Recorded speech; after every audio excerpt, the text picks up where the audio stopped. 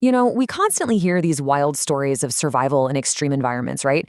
People stuck on mountains, lost at sea, stranded deep in the wilderness. But today, we're diving into a survival explainer that takes place in the most mundane, everyday setting you can possibly imagine.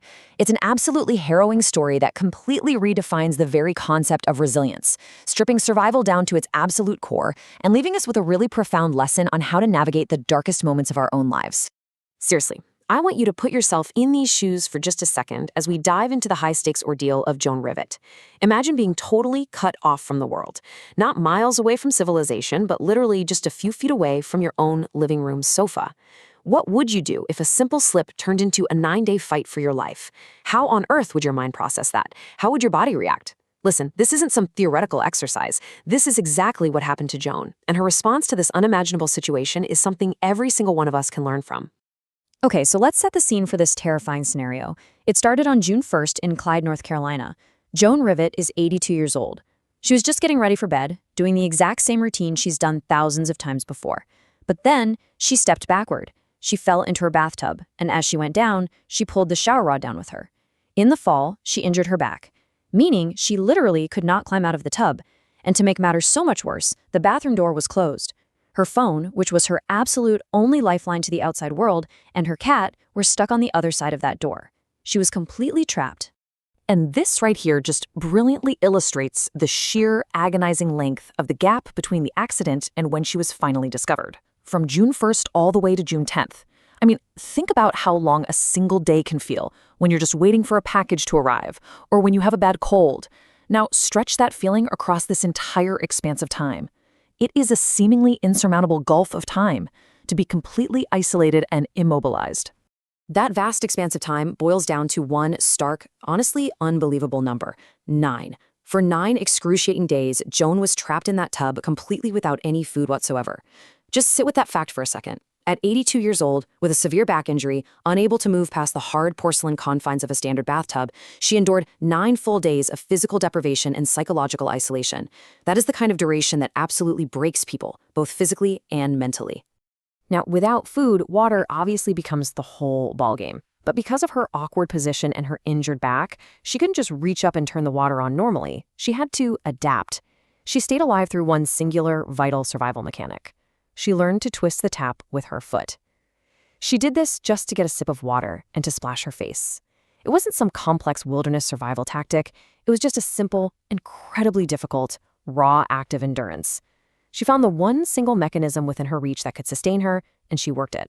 Thankfully, this grueling endurance eventually triggered a rescue chain that saved her life on June 10th.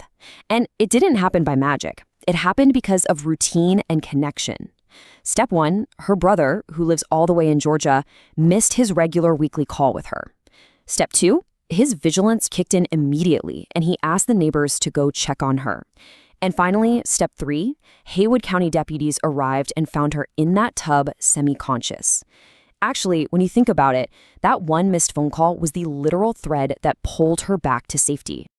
So this harrowing event brings us to the profound psychological takeaway of our explainer. It forces us to ask, how do you survive the impossible? How does a person manage the crushing mental weight of such a terrifying, isolating trap for 9 days? Because, survival isn't just about the physical act of getting water. It's about the immense mental fortitude required to keep doing it day after day when no one is coming and that bathroom door remains stubbornly shut.